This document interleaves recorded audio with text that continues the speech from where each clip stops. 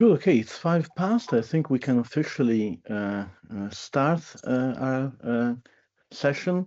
Welcome everyone once more and more officially to today's meeting of the Milan seminar in the history of modern moral philosophy. Um, um, Today's guest is Lauren Kopajtic, associate professor at Fordham. Lauren mainly works on, I think, Adam Smith, Hume, and probably the greatest philosopher of them all, Jane Austen. And she has currently a book project going on Adam Smith and has already published uh, a few very interesting papers. I especially would like to remember the one in the British Journal for the History of Philosophy 2024, if I remember correctly, on the difficult and important translation between Hume's treatise and the Second Inquiry, among other publications. So we're very happy to have her/you, Lauren, today here with us. And the topic of her talk today is from sentiment to sentimentality. Without further ado, please, Lauren, go ahead. The floor is yours. And thanks again for being with us today. Thank you. And just to confirm, everybody can see is that right? The slides are up now, I hope. Okay. So thank you so much to Michael and to Stefano for the invitation to speak. I obviously wish I could be in Milan, but I guess this group happens largely in this format anyway, so it's really nice to be here. The slides today are mostly to show some images, but also some of the quotes that I'll be drawing from, because I'm going to be presenting from a project that kind of ranges over a lot of different things in order to pull together this theme of the contentious relationship between philosophical and popular sentimentalism. So I was invited by Aaron Garrett, who I know spoke to this group a little while ago, to write a chapter for the Oxford Handbook on philosophy of enlightenment or enlightenment philosophy. And so my chapter is on passion and sentiment. And one of the things I wanted to think through in the process was both, what is this? Is there a shift from passion to sentiment? I'm going to claim that there is one in the period in sort of the long Enlightenment. And I also wanted to, if Aaron was here, he's not, but this is my proof of life too. The revisions are almost done. I'm getting there. But I'm going to begin. So I am reading also from a paper that I've put together, but hopefully the slides will help to keep our interest. So philosophical treatments of human nature have always had to address the presence of feelings in our lives. But while for much of the history of philosophy, feelings have been treated as the poor relations of the mind, that's Amélie Rorty's words, during the Enlightenment, they feature prominently in explanations of the social and moral lives of humans. And while moralists are still concerned to provide guidance on how to govern the passions or regulate them, the view of the passions as inherently dangerous fades away. Instead, there is an increased emphasis on human nature as inherently feeling, as sensitively attuned to the world and receptive to impressions from a wide range of sources, including the feelings and behavior of others. So today I want to present some of this rich material about the place of feelings in the Enlightenment era, seeking to advance two claims. First, that there is a shift from passion to sentiment as the central concept. And second, that at least two forms of sentimentalism grow from this increased emphasis on sentiment. Philosophical sentimentalism establishes its roots and structure in the mid-18th century, so 1740 to 1760s, works of several authors, but especially Hume, Smith, and Rousseau, who I'll be talking about today. Key ideas from philosophical sentimentalism rapidly spread to popular culture in Britain and on the continent, but popular sentimentalism grows from culture to cult and then suffers a collapse at the end of the 18th century. In the process, diminishing the prominence of philosophical sentimentalism. And I think that's despite the efforts of later 18th century philosophers like Sophie de Grouchy, who I will also discuss a little bit today. Those philosophers who were trying to sort of maintain or develop aspects of philosophical sentimentalism. And then, so just what I'm going to do today, the paper is much longer than obviously I have time for today. I'm going to start with some concepts and terms and then talk through philosophical psychology, the place of passion and sentiment in that, turn to education, and finally moral theory. I also discuss aesthetics in the longer piece, but I won't have time for that today. Each thematic section will also track both some sort of key pieces of the way I see the views in the time, and then also a key line of criticism against sentimentalism. Okay, so I want to start with several important capacities: sensibility, sympathy, and imagination, and then I'll turn to the products of those capacities, which are the feelings, and they get different names. So in its most basic sense, sensibility refers to the capacity for sensitive response of all kinds. Samuel Johnson's 1773 dictionary gives two definitions: quickness of sensation and quickness of perception. The Encyclopédie offers two entries. One of them, for sensibilité sentiment, is by the medical doctor Fouquet, and this focuses on the animal nervous system. It treats sensibilité as sensitivity. The second entry, which is for sensibilité morale, is by Louis de Jaucourt, and it defines sensibility as a delicate and tender disposition of the soul that makes it easily moved, touched. It's that second moral meaning of sensibility that philosophers like Smith primarily employ. So on the opening page of Smith's Theory of Moral Sentiments, TMS, he refers to the exquisite sensibility of some people, which allows them to feel pity or compassion, the emotion which we feel for the misery of others. He says that in, again, those exquisitely sensible people, they feel a stronger sentiment than felt by other people. Appearing in the same year as the first edition of Smith's TMS was 1759, Francis Greville's poem, Prayer for Indifference. This poem takes on a life of its own in the second half of the period. Many other poets respond to this poem in poetic form, and people will talk about it, including a few I'll mention later. So this poem is an entreaty to the fairy prince Oberon to, quote, "take this treacherous sense of mine, which dooms me still to smart," end quote. Greville pleads for indifference, accepting that the loss of the capacity to feel fear, for example, comes with the loss of hope. And she goes on to say, "I want to get rid of the entire capacity for fellow feeling. The tear which pity taught to flow, the eye shall then disown. The heart that melts for others' woe shall then scarce feel its own." So Greville's connection of sensibility and fellow feeling mirrors Smith's, and both reflect the importance of sympathy. Sympathy is the term I'm going to use it as for the just natural psychological capacity for sharing feeling, enabling communication and exchange of feeling of different kinds, and helping to form social groups. While one can feel a particular feeling through the process of sympathizing, properly speaking, sympathy is not a feeling or a sentiment itself. Furthermore, for at least two of the most important theorists of sympathy of the period, Hume and Smith, sympathy is not the same as pity or compassion. That would be fellow feeling for the sufferings of others. But rather, and this is Smith's way of putting it, sympathy is fellow feeling with any passion, whatever. While sympathy has important connections, of course, to medical and scientific and rhetorical contexts in the period, in this period in the Enlightenment, it takes on a more central role in morality specifically. And I've given you just a few lines from Hume, which are pretty well known about the place of sympathy in his system. But I want to just move on to the role of imagination briefly. Most theorists of sympathy rely on the faculty of imagination to explain how sympathy works.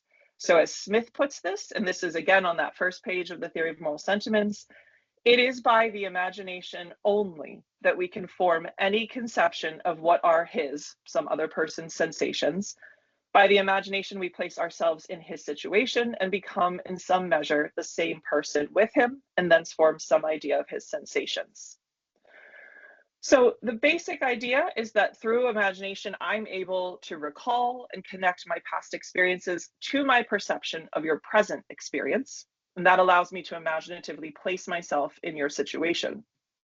This imaginative act triggers sensibility and sympathy, bringing me to feel for you and also possibly with you.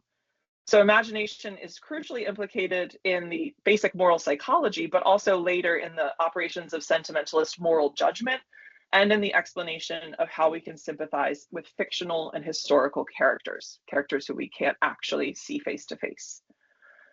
Okay, So that's a little bit on the background capacities. I now want to turn to the products of those capacities, the feelings, whether they're styled as emotions, passions, sentiments, or affects.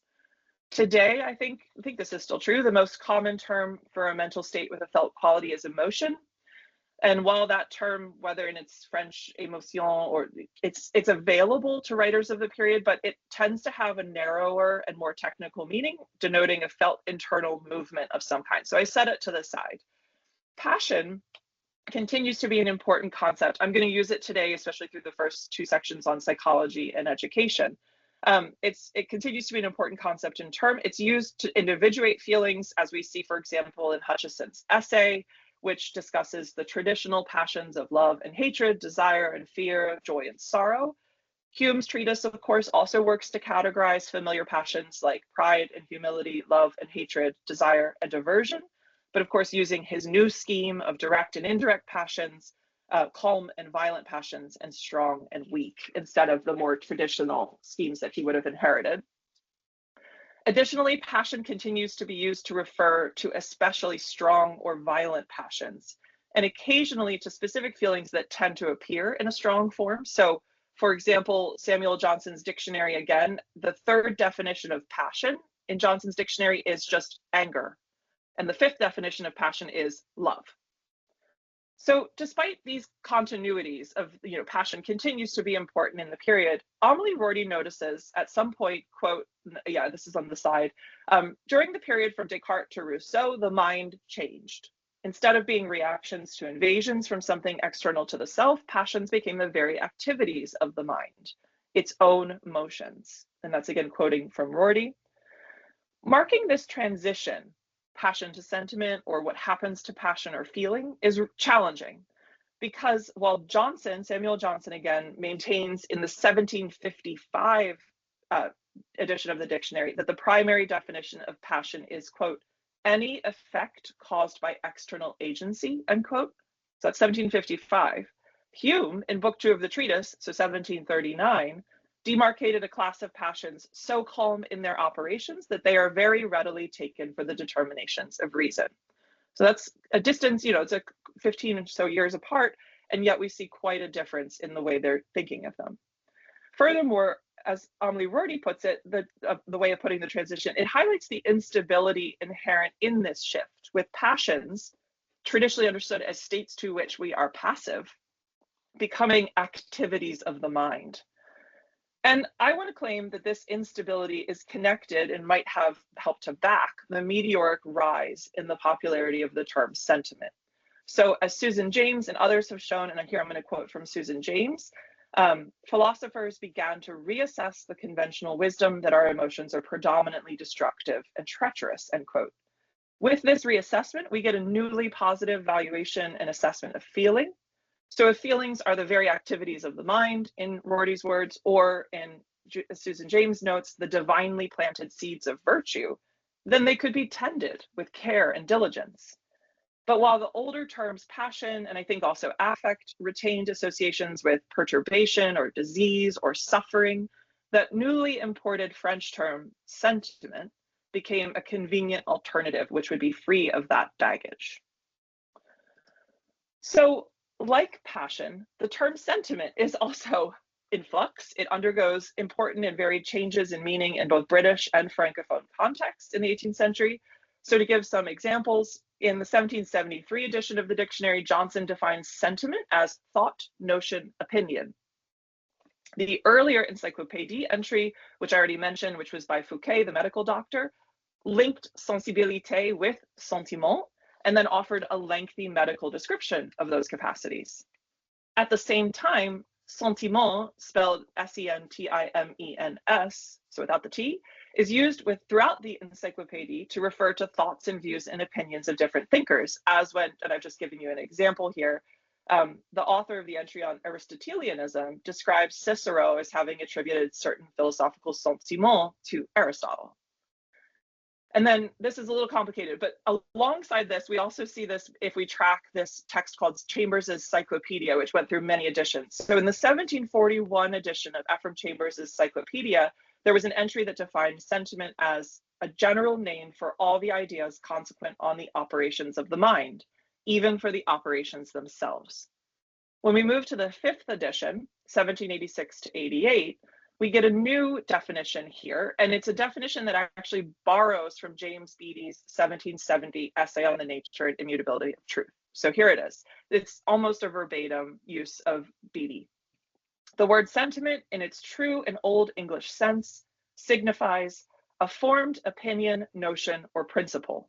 But of late years, it has been much used by some writers to denote an internal impulse of passion, affection, fancy, or intellect, which is to be considered rather as the cause or occasion of forming an opinion than as the real opinion itself. So sentiment is clearly a term under dispute and in flux.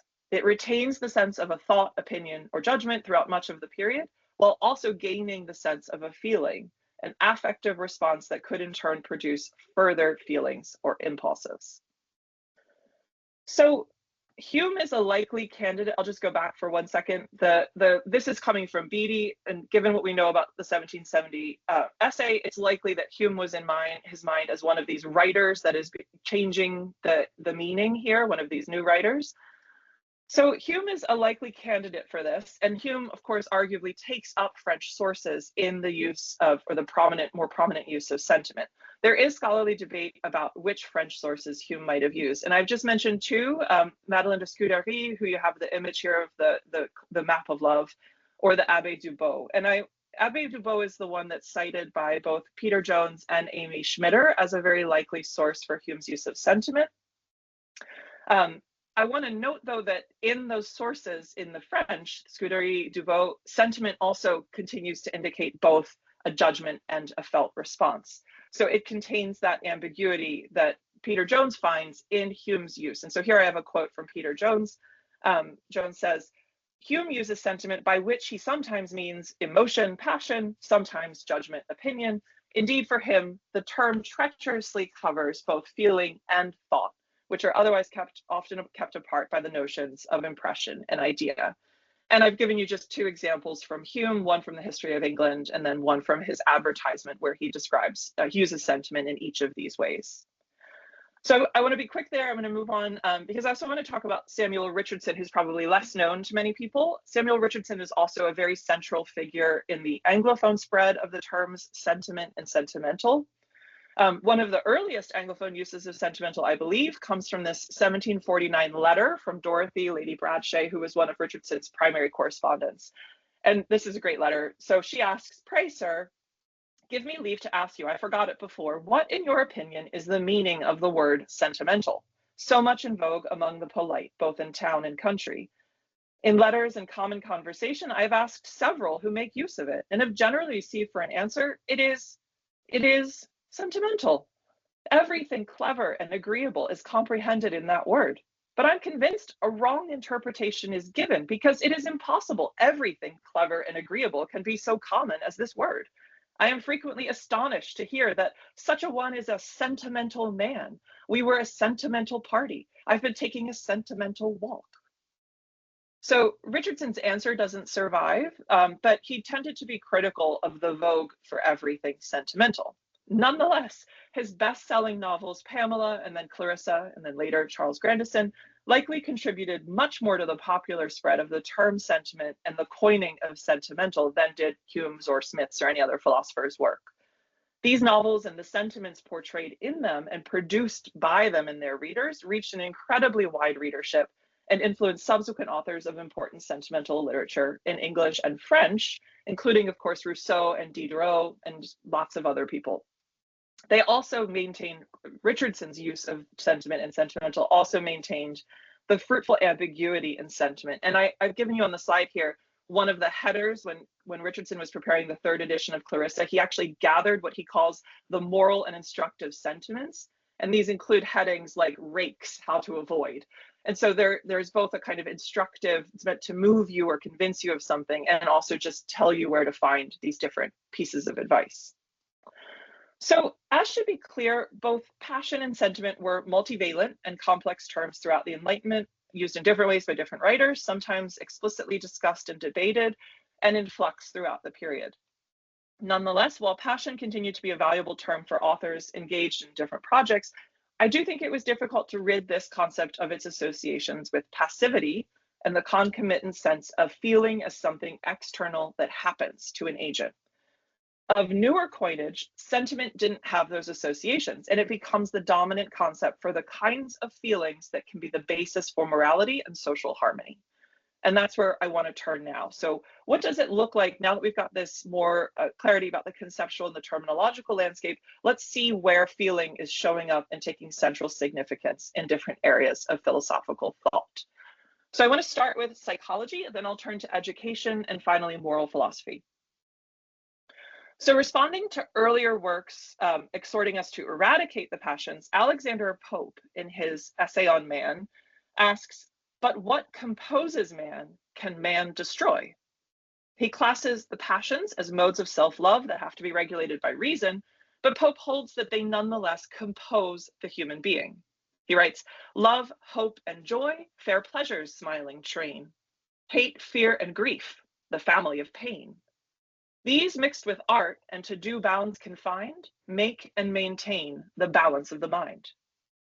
Pope is responding in part to Mandeville's earlier and more provocative work, The Fable of the Beast, which announced, I believe man, besides skin, flesh, bones, etc., that are obvious to the eye, to be a compound of various passions, that all of them, as they are provoked and come uppermost, govern him by turns, whether he will or no.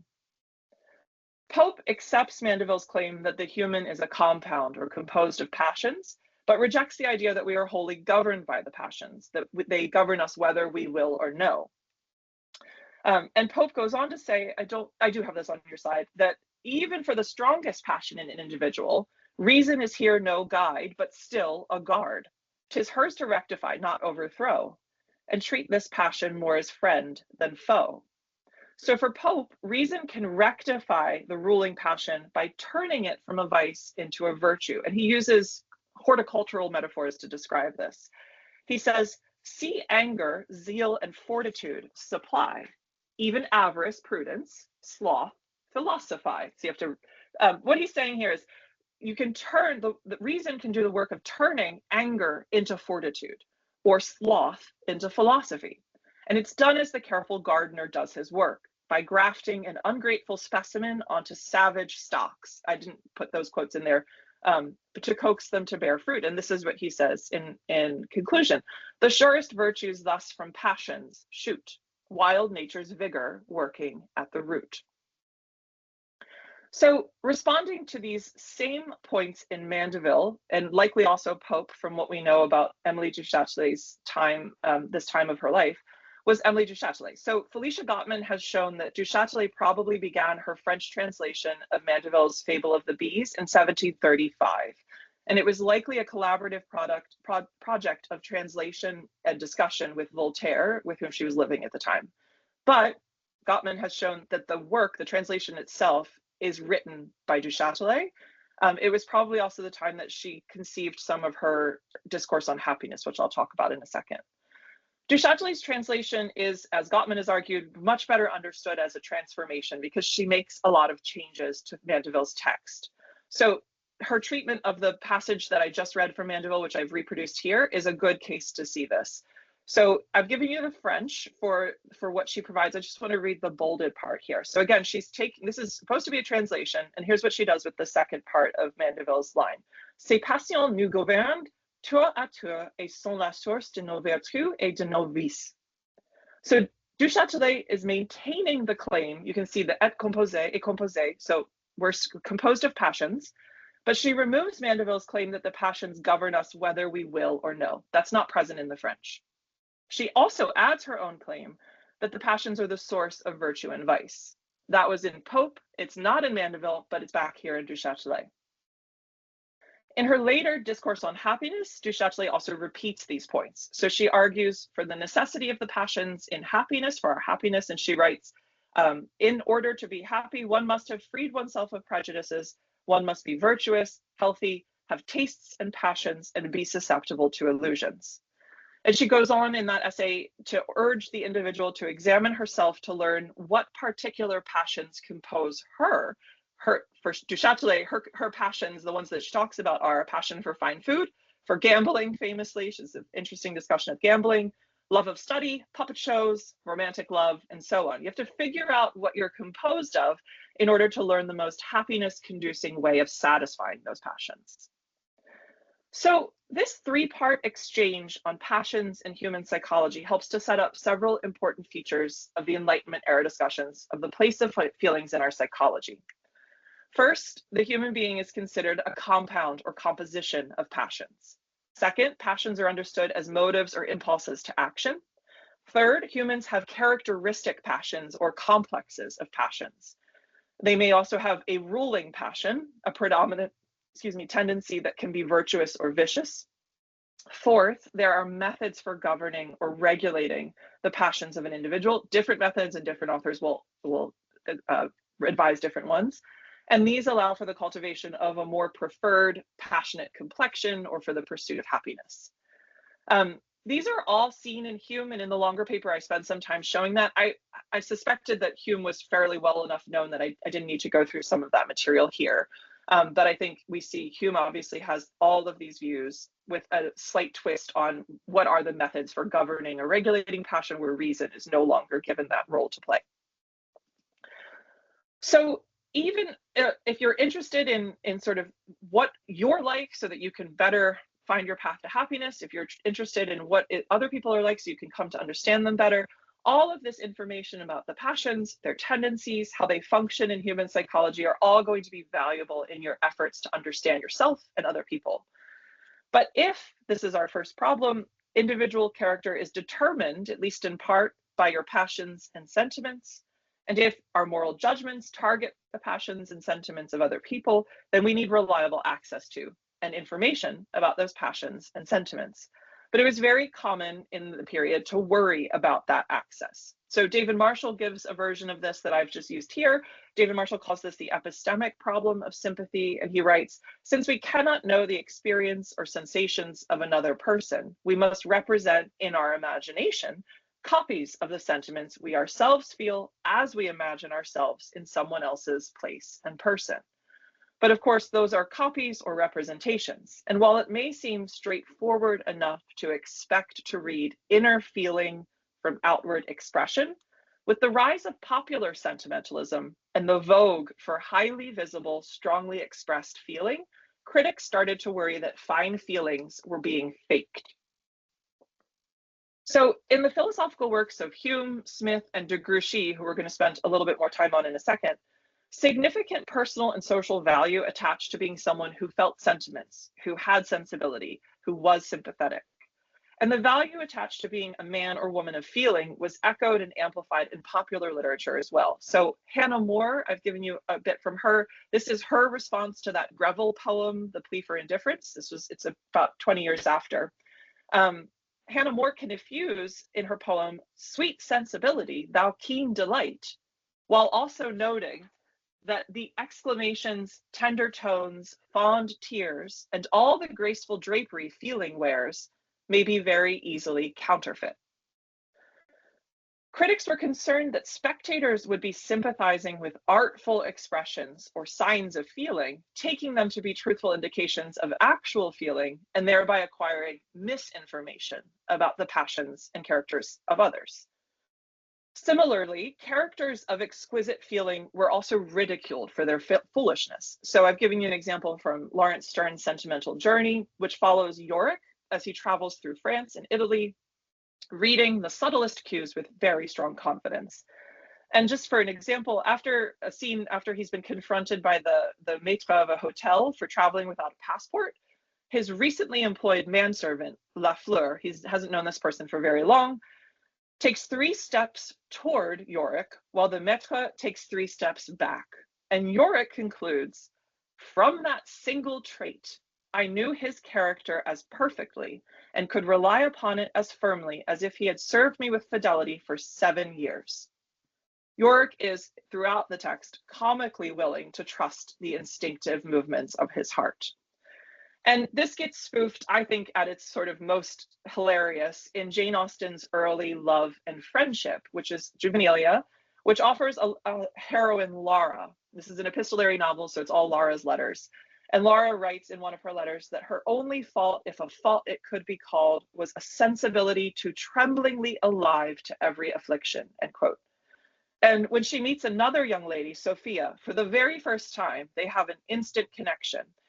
Laura recognizes in Sophia a kindred soul, all sensibility and feeling, and writes, and this is the quote you have, "We flew into each other's arms, and after having exchanged vows of mutual friendship for the rest of our lives, instantly unfolded to each other the most inward secrets of our heart."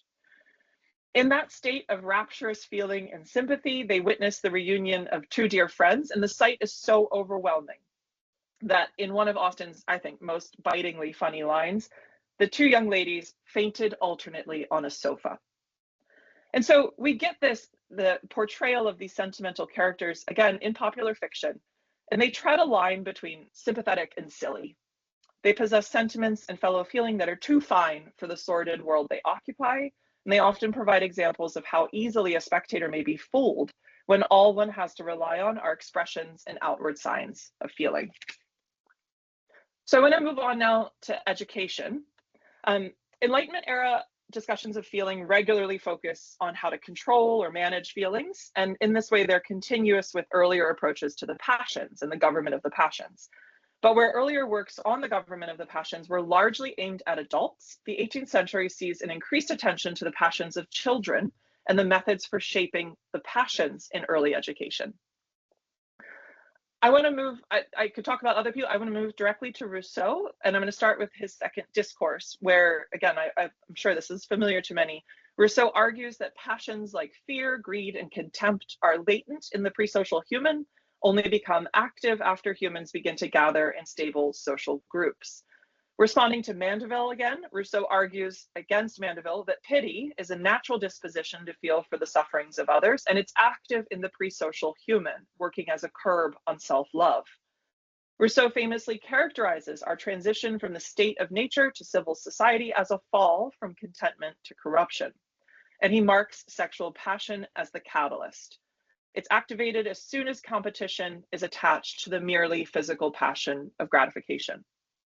From the activation of this passion, according to Rousseau, we then get additional passions like jealousy, desire for esteem, shame, vanity, and so on that become activated, and these together inflame self-love into its unhealthy form of amour-propre, bringing us to that diseased state of society.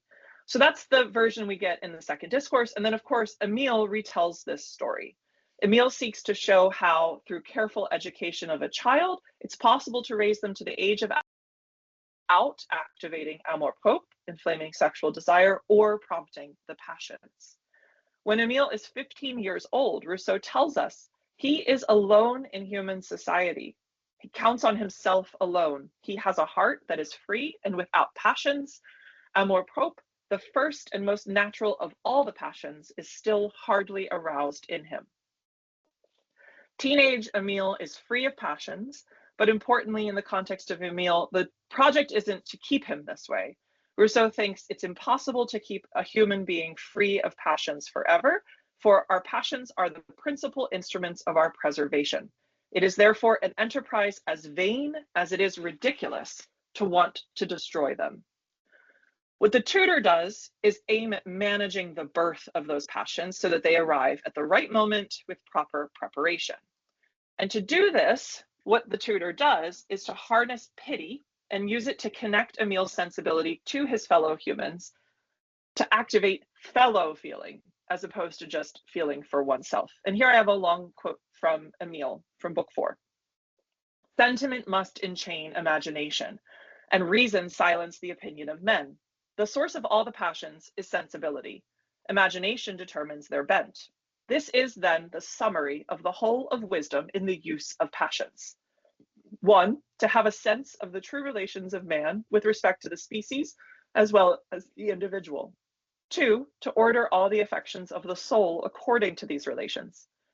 So long as his sensibility remains limited to his own individuality, there's nothing moral in his actions. It is only when his sensibility begins to extend outside himself that it takes on first the sentiments and then the notions of good and evil, which truly constitute him as a man an integral part of his species.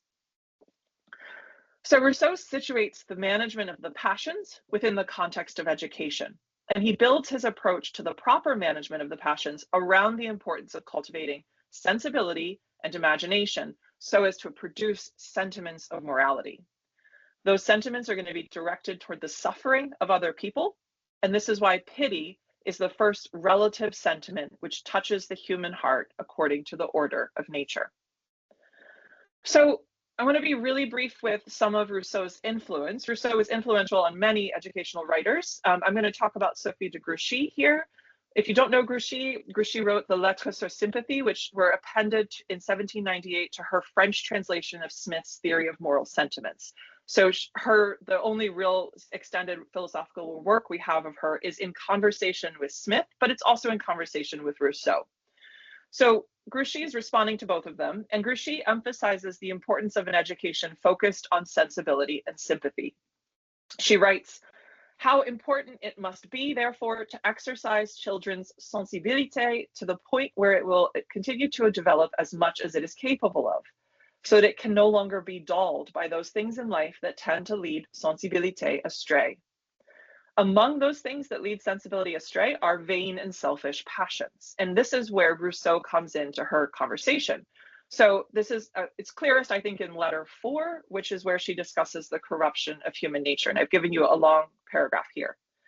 She writes, "Civilization, such as it still exists in half of all European nations, is therefore the enemy of human good and happiness. So much work is to be done by educators, not to develop or control nature, but to preserve its benevolent tendencies, to prevent their being smothered by those prejudices so commonly accepted, which corrupt at their very source our sentiments of humanity and equality, sentiments that are as necessary to the moral happiness of each individual as they are to the preservation of justice and security in all aspects of the social order." So Grouchy's emphasis on sentiments of humanity and equality as these fundamental springs of moral action is, I think, very visible. We can see it also in Rousseau, that there's something about the properly cultivated feeling that leads to moral action. But this claim brings us to the second criticism, which holds that the popular emphasis on exquisite feeling overshadows the importance of moral action and thereby threatens it. People worried the emphasis on the value of feeling leads to the assumption that feeling is an end in itself. So Henry Mackenzie, in a 1785 essay, writes, this is about the sentimental novel, that it encourages an enthusiasm of sentiment in which there is much the same danger as in the enthusiasm of religion, of substituting certain impulses and feelings of what may be called a visionary kind in the place of real practical duties. Hannah More, again in the poem I've already discussed, draws a powerful portrait of a woman who thinks feigned sorrows all her tears deserve, and weeps or Werther while her children starve. And then finally, Samuel Taylor Coleridge, in an essay on the slave trade at the end of the century, describes again the sentimental woman in damning terms.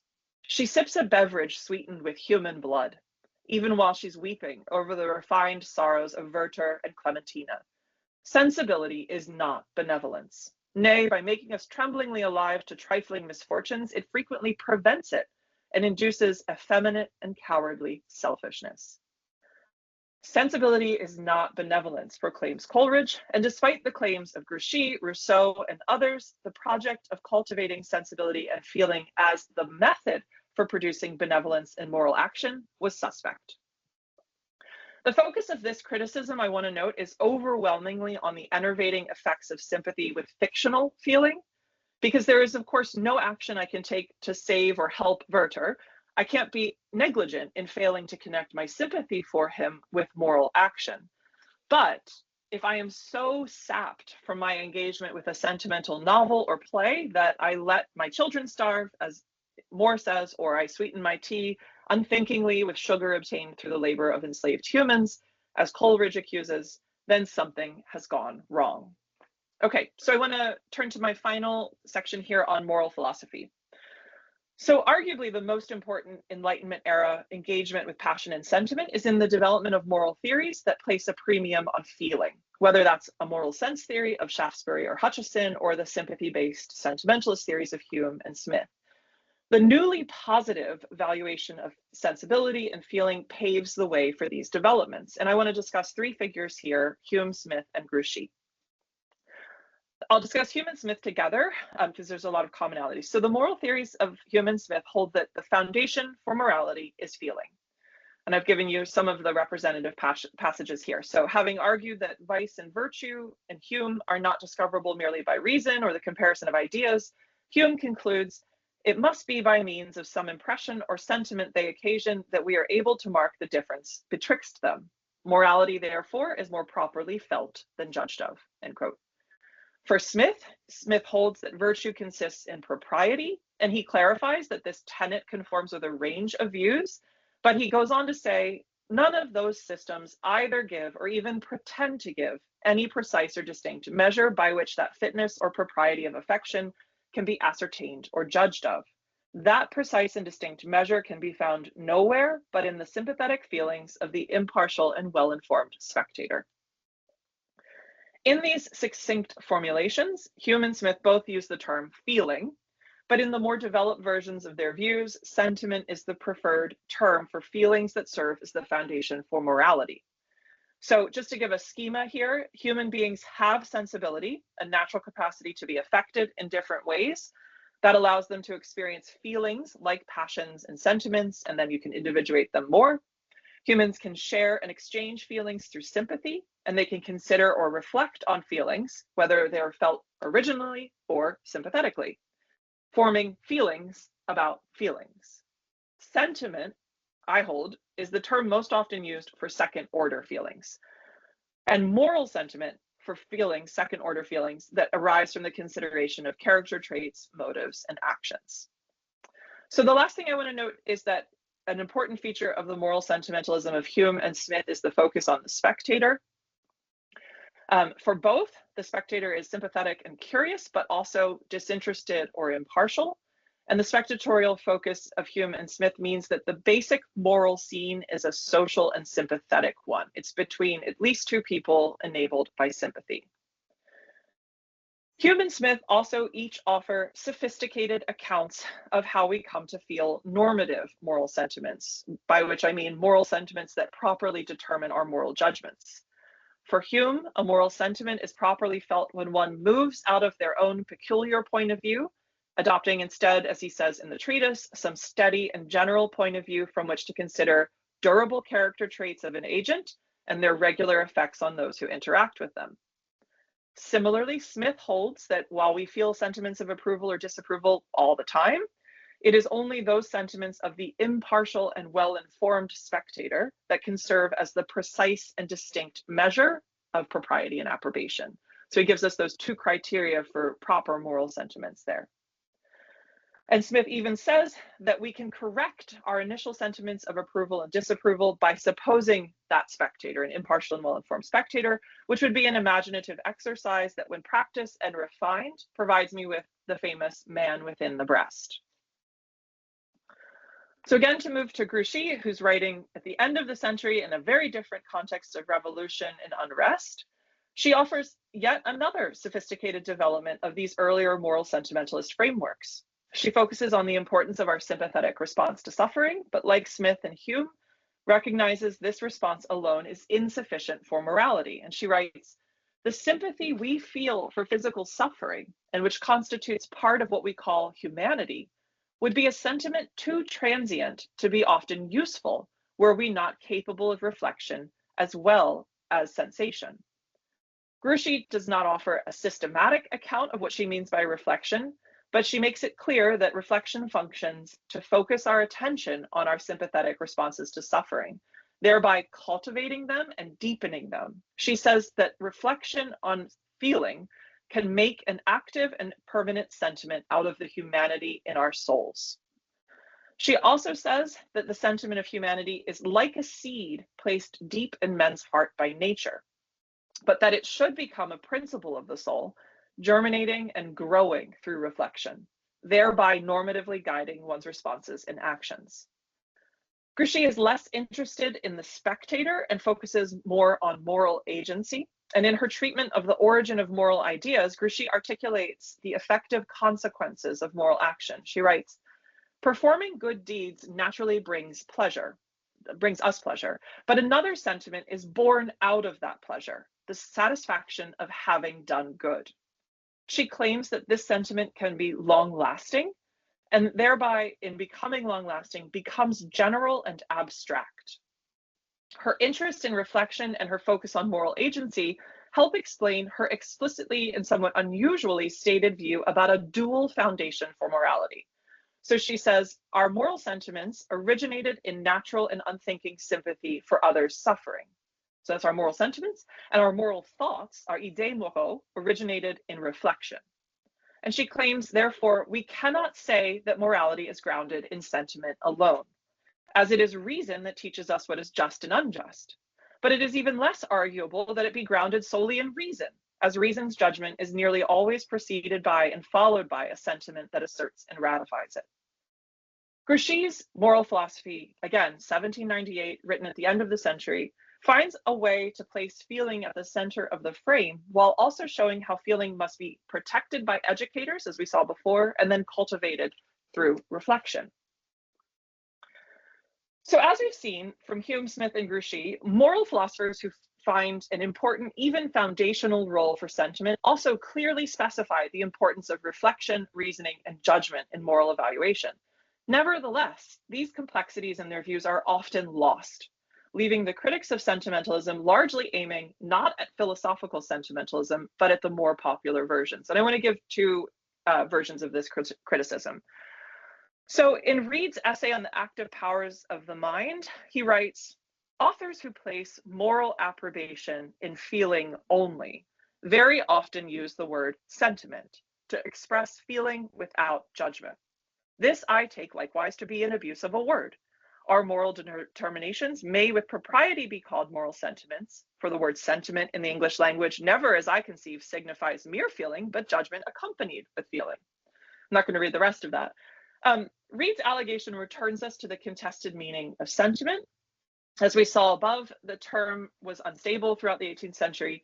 And if Reid means to include Hume and Smith in those authors who place moral approbation in feeling only, then he's wrong to say that the word sentiment they use expresses feeling without judgment.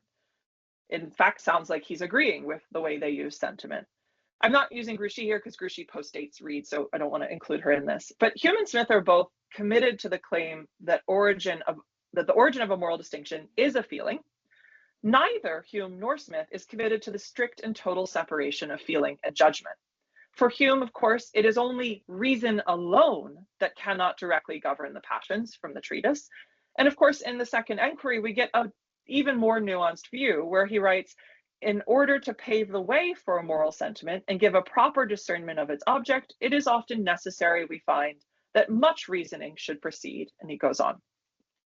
Smith makes this clear as well in his sentimentalist account of the general rules of morality. And I've given you that here, I'm not going to read it, but Smith is making a similar point about how reason cannot be the origin of these rules. Sentiment has to come first.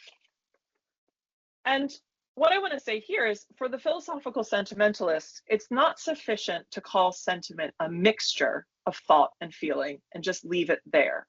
Hume and Smith each argue that there is a felt quality inherent in our moral responses, and that felt quality indicates the sentimental origin of morality. Of course, they have a lot more to say about how we move from feeling to moral judgment, but many of their readers seem to get stuck on that point about the origin, and that's what gets transmitted to more popular contexts.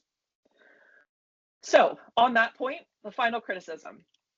Other critics took up the account of the sentimental origin of moral distinctions, which is incomplete as a full moral theory, and just criticized sentimentalism as leading to a dangerous form of moral solipsism.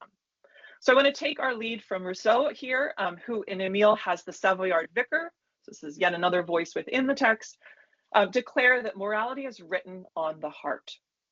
He says, I do not draw these moral rules from the principles of a high philosophy, but find them written by nature with ineffaceable characters in the depth of my heart.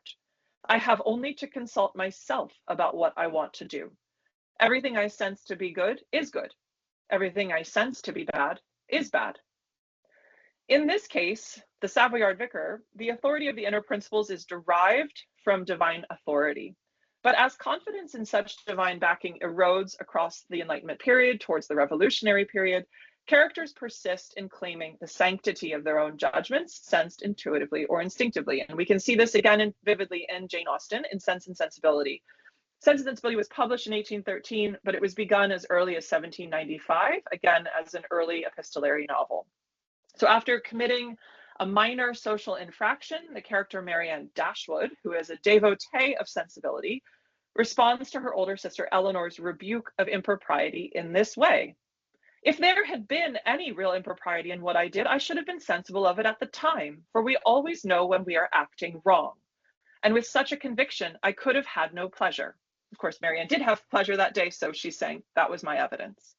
Marianne is not operating with a belief in the divine origin of her moral sensibility, simply with personal confidence in the intuitive promptings of feeling. Within the text, it can seem that Marianne is an enlightened sentimentalist, which would be confirmed by Claire Lamont's editorial note to this exchange in the Oxford edition. Lamont explains, Marianne's assertion that her feelings are a measure of right conduct puts her in the tradition of the sentimental philosophers, who saw morality as a matter of the heart as much as the head, end quote. This is misleading for several reasons. For one, alongside Marianne's flawed form of sentimentalism, Austen offers Eleanor's more reflective and complex version of sentimentalism. But as the history of readership of this novel shows, Marianne's brand of excessive individualistic sentimentalism is striking. It captures the admiration and attention of many and the criticism of others. It eclipses Eleanor's subtler form of sentimentalism. Seeing a fictional representation of the moral sentimentalist in a character like the Savoyard Vicar or Marianne Dashwood, it's not hard to see how a critic would worry that moral sentimentalism leads to a dangerously indulgent, overly confident form of moral solipsism. So to just conclude, whether or not it was warranted, the well-established connection between popular sentimentalism and philosophical sentimentalism meant that an external marker of sensibility or sentiment could also signify a philosophical allegiance. This is spoofed in Elizabeth Hamilton's Memoirs of Modern Philosophers from 1800, wherein the ridiculed character Brigitina Botherham, the representative of Godwinian philosophy, conceives of a project of arguing a young man into love. And this is what I've given you here is her planned speech. She's reviewing her notes, which is a kind of mnemonic index of how she intends to argue this guy into falling in love with her. And I'm not going to read through it, but you can see how it's just a bunch of phrases that have feeling in them. The works of philosophers like Hume and Smith and Grouchy, which sought to argue for the sentimental origin of morality, to explain our motivation to be moral through love of virtue and humanity, to encourage us to cultivate virtue, to form more harmonious social communities, to care for the real people around us, have been reduced to a series of spent phrases, worn out from overuse. This parody bears little resemblance to the philosophical sentimentalism of the earlier period, but it matters not. The associations have been laid down and are themselves well-trodden, making it easy for the casual critic at the end of the century to move from Brigitina's sentimental index to Yorick's foolishly confident fellow feeling, to Smith's man in the breast, or Grouchy's sacred sentiments of humanity and equality. Philosophical sentimentalism is guilty by association, and the largely fair criticisms of popular sentimentalism are assumed without proper investigation to apply to the nuanced philosophical views.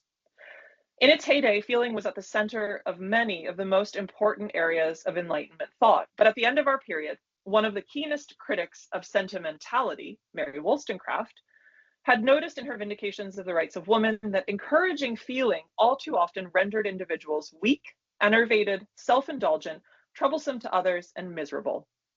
The sinking of popular sentimentalism did not completely drag down with it the more systematic, reflective, and subtle forms of philosophical sentimentalism offered by Hume and Smith, Later authors like Grouchy, who we've seen, and then possibly also there's a few others I could mention, continued to respond to their moral systems, but the ambiguity and ambivalence in the various concepts we've examined, I think, proved too unstable to handle safely.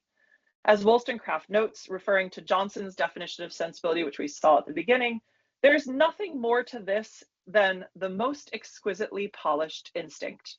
I discern not a trace of the image of God in either sensation or matter. Refined 70 times 7, they are still material. Intellect still dwells not there, nor will fire ever make lead gold. So from a trust in and hope for the innate natural capacities of the human, we return to suspicion. Thank you.